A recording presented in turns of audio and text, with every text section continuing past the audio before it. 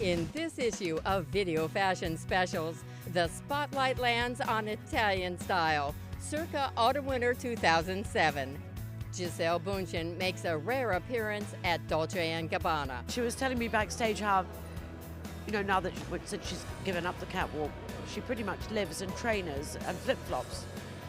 So she had to really, really practice to walk in those. And another top model makes a special stop. Daria Werboe makes her only Milanese appearance on Versace's runway. It's a bit of adrenaline rush and, it's exciting. Visions of Studio 54 and 70s style rock the D&G runway. Well, from the moment the music started, you knew you went for a good D&G show. Travel to Florence for a behind-the-scenes look at the Salvatore Ferragamo Museum and Palazzo. This is actually our headquarters. It's a medieval building from the 13th century. Plus, more from Emporio Armani, Jenny Packham, and Just Cavalli. I think for us, Milan represents, I think when we started showing here, it was very clear that everybody will love here, and that's working very well. Stay tuned.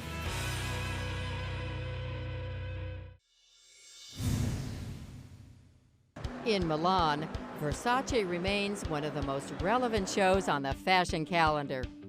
The Italian house owes its fashion clout to Donatella Versace's ability to interpret the cultural climate into her collections.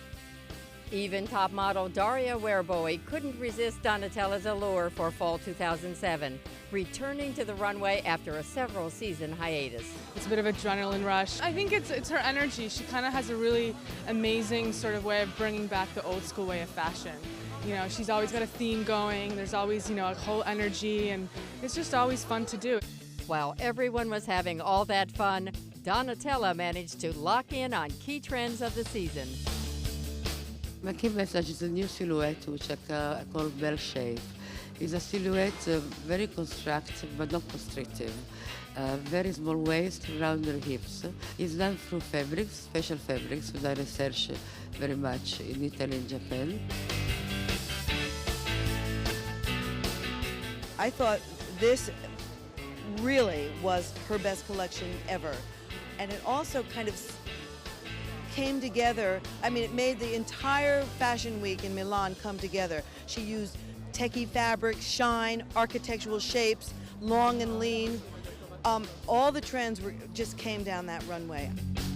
Started out with black, shiny, patent leather, then segued into these flashes, an incredible color, tomato red, bright blue, Kelly green, wham, bam, fabulous. The colors is white, black, a touch of silver, and some bright color as well, as strawberry red and turquoise. It's a collection that was strong in the way she's working now. There were a lot of quite 60s-y coats, a lot of looser shapes, some very kind of nice kind of sweatshirty dresses, for lack of a better way to describe it, jersey cut very loose, worn with the boot, and some really nice day dresses, quite simple chic.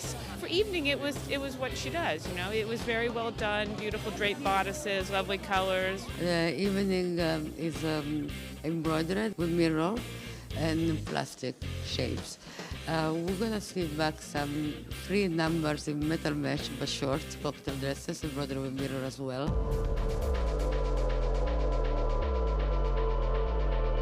It wasn't all that kind of hard sex that she used to do back in the day.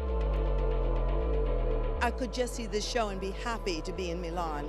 She's really at her peak right now, and it was marvelous. No decoration, no ornamentation, clean architectural lines. Incredible show.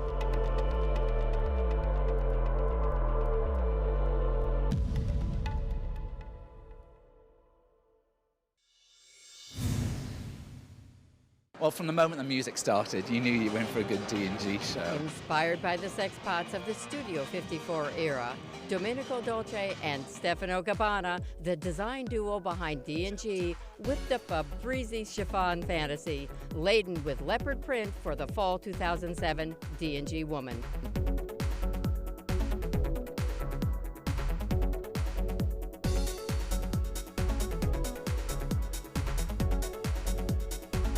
I think Domenico and Stefano has done always such a great thing with the woman of D&G.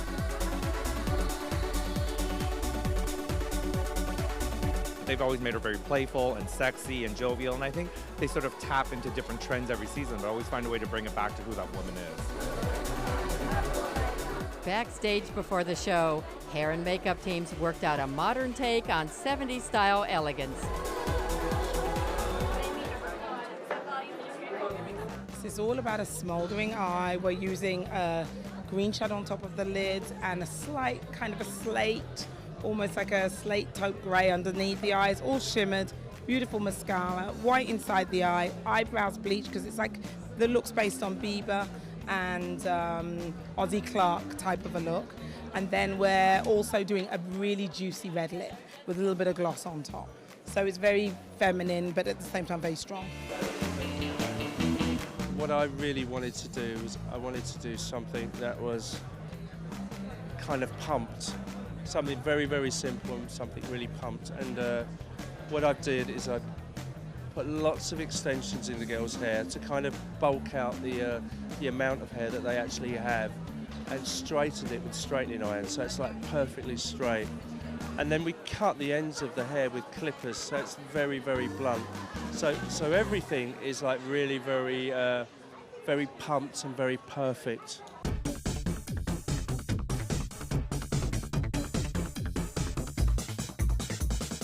I love the fact that it was some 70s meets 80s, kind of the masculine feminine thing of the tuxedos and the leopard and the chiffon.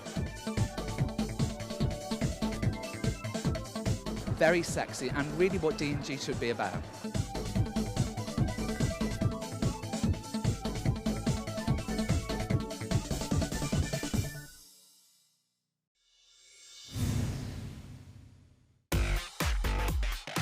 It's one line very free for free young woman and man. For fall 2007, designer Roberto Cavalli focused his love of the glamazon directly into his Just Cavalli collection. These hard-edged beauties made their way down the catwalk with an aggressive attitude.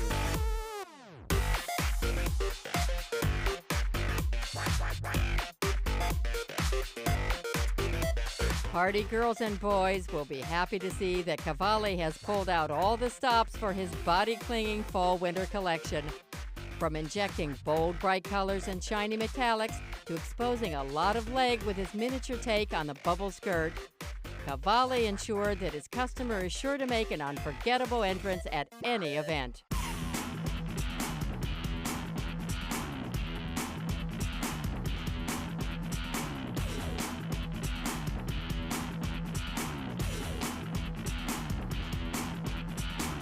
Center stage was his take on fur. He started at the feet with kicky little booties and featured fur all the way up to the ultimate in playful, flattering fuzzy bonnets.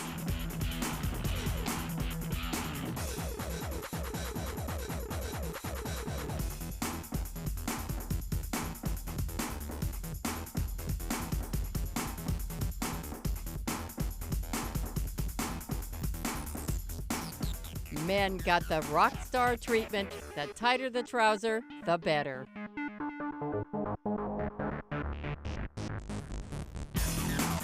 Just Cavalli, a collection for the wild at heart.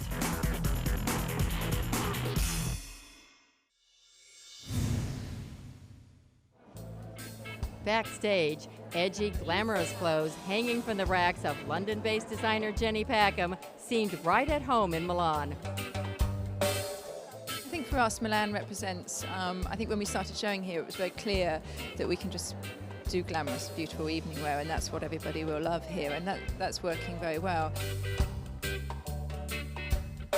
The look at Jenny Packham is very punk, rock and roll, but not literally. I mean, sort of taking elements of that, like a kind of cool young girl that basically decided to take her mother's great kind of chiffon dress, put a biker jacket on, a bit of black eyeliner, a little bit of like wacky kind of pink experimental kind of colour on her eyelids, with her messy hair, you know, clean face with just a tiny bit of concealer where needed, a bit of lip balm, and went out.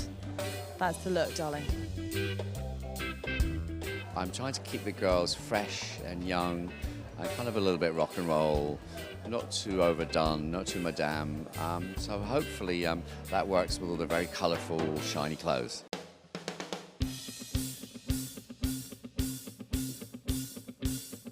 This is quite an unusual winter collection for us. Normally we'd sort of take the tones a bit darker, but we've actually decided to do a very kind of colourful winter collection. It's always a little bit of a journey from where you start, where you end up, but we started off with this very kind of Asian, sort of Japanese, Chinese feel. We got some eye cap prints, and then as we went along we threw in a bit of Art Deco, and you know, it all kind of spitted together.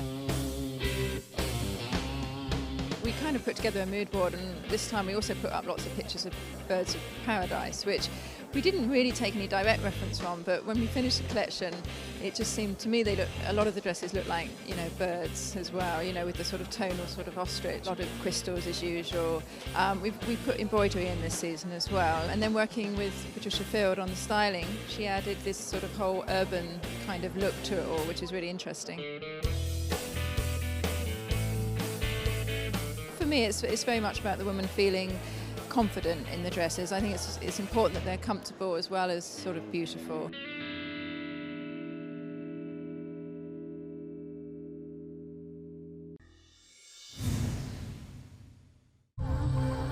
Just uttering the name Giorgio Armani instantly evokes a very identifiable style. At Emporio Armani's winter collection, the Italian master, known for his intrinsic talent for grown-up sophistication, added a youthful spirit. Captivated by his young clients, Armani had models taking to the runway in groups, giving the impression of a clique of well-clad it girls.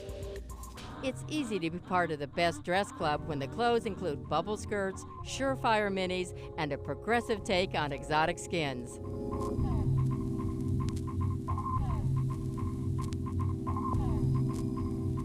Adding to the fun, trompe-l'oeil stockings pretending to be knee-highs played up the designer's wit. Even the signature Armani jacket was given an Emporio update. Suit jackets were short and tailored for a high-waisted look. The collection also offered many short swing coats that have an attitude of laid-back refinement.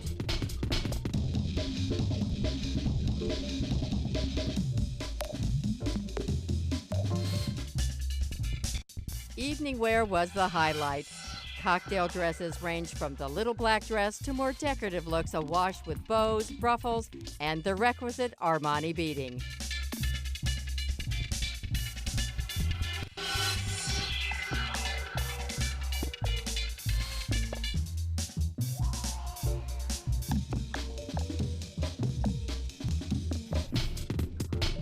Emporio Armani offered the well-heeled young woman elegance with an edge.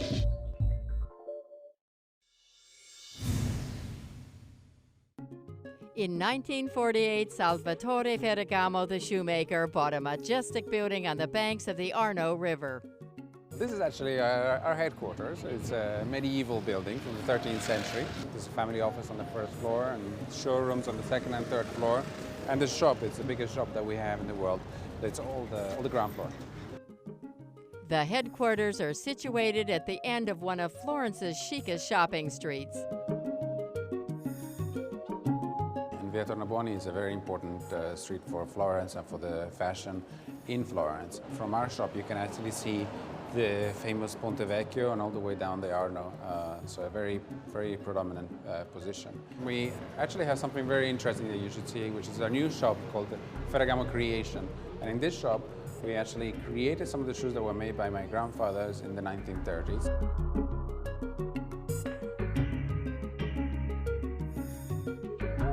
The legacy of Salvatore Ferragamo really starts with my grandfather, who he believes that he was a shoemaker probably in his past life. My grandfather began from a little town close to Naples called Bonito, and from there moved immigrated to the United States and started making shoes for the first films in the 1920s that were made in Hollywood. Well, this building became really his atelier. This is called Sala Cappella, which is the chapel room, which was actually used for a very noisy stitching machine in those days. Is still here today, and it's a chapel from the 16th century. The shoes were actually made here until the 1950s.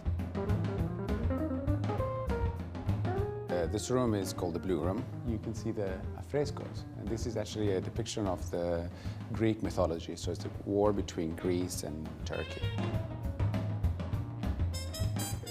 As you can see, this is also called Sala Musica, the music room, because of the music instrument that you can see on the fresco on the ceiling. There's a lot of Belle Arti, which is a commission in Florence that preserves historical buildings. So this building has some very strict guidelines that it needs to follow. So there's a lot of upkeeping.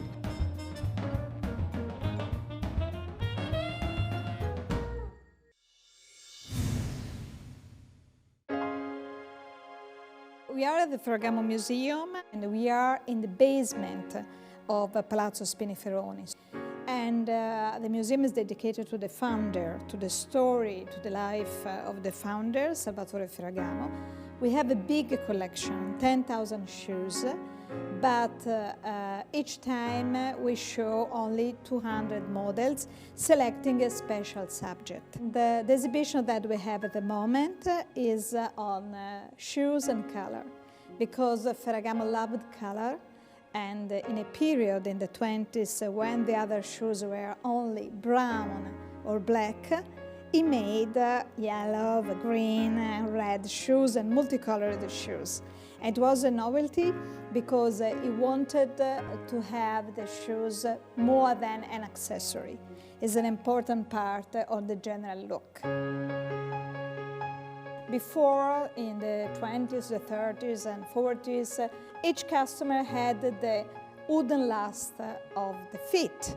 Now we have conserved only this group dedicated to the famous people. So we have Ava Gardner, Rita Hayworth, the Duchess of the Windsor. One of the qualities that explained the success of Salvatore Ferragamo was surely the innovation in the design and especially in the construction. He wrote in his biography that he made in his life 400 different patents. Ferragamo was the inventor of the wedge. He invented the wedge in 1937 for a problem of construction. Ferragamo had the idea to use the cork, and he loved the wedge because the wedge finally gives the space to the designer for the creativity, because there is a big surface, and he made in different material, in different color together. In the collection of the museum we have a lot of examples of shoes, original shoes made for famous people. And here are the Marilyn shoes. We have more than 14 pairs made for her. These are the shoes that she wore in the movie, Some Like It Hot, but she used the same model also during every day. This shoe was made for Madonna because the company continued to work with the star. The same model we have in another part of the museum, made in other material for Ava Gardner. Here we have probably the most famous shoes that he made, but this model was made for Judy Garland in 1938, and so there are different layers of cork covered in sweat. This group is very important, is the invisible shoe that immediately after the war, Ferragamo received the Neiman Marcus Award in 1947, and he made a special shoe. He made it invisible, and we have here a heel, sculpted heel, but in wood and covered in suede or kid and so on. But the upper is made in nylon threads for fishing. And here we have probably the richest model that we have in the collection is the gold shoes, 18 carats gold, that Ferragamo made for an Australian client in 1956. Here we have also the cage heel, and it's very beautiful because the idea of the design of these shoes, very simple, but with a special heel. Yeah, Ferragamo, as each artist, used the same idea for a long period in a different ways. So the name of Ferragamo for artistic shoes was related with the name of a town that was famous in the world for art. And this is the story.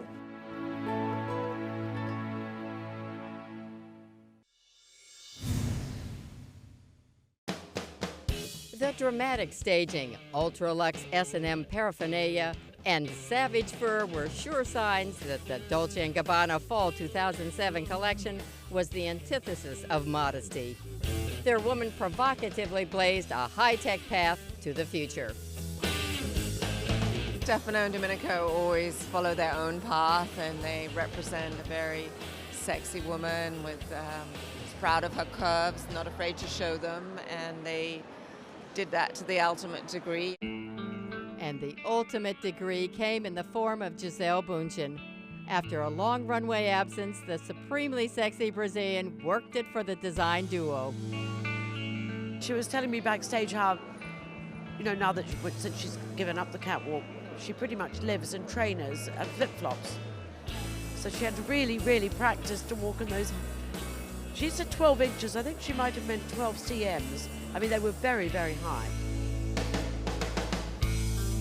The theme and the, intense look at sexuality has always been their kind of message. So that's not so new, and I didn't think it was that shocking. I mean, I know people were shocked by the S&M thing, but, that's always been their thing, to look at the sexy woman in a different light every different season.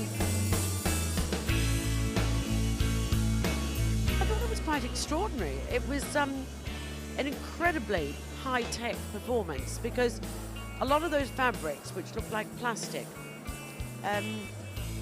were in fact wool and silk that had been treated either with metallic paint or a kind of laminated finish.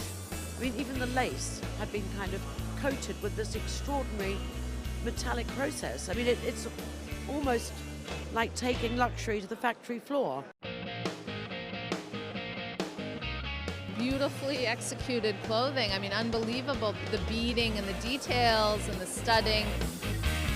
To me, these looked like kind of, fabulous evening gowns for Hollywood stars and rock stars and Beyonce and girls who need, those kinds of dresses. I mean, the hours of work that went into some of that beading is beyond belief. The whole thing was just incredibly futuristic. Future look. I think they're so impressive the way they have pulled their marketing and their presentation and kept the quality and the craftsmanship and the tailoring of the clothes and taken it to this really pretty major global luxury brand level. They're, sort of the J-Lo of the fashion world.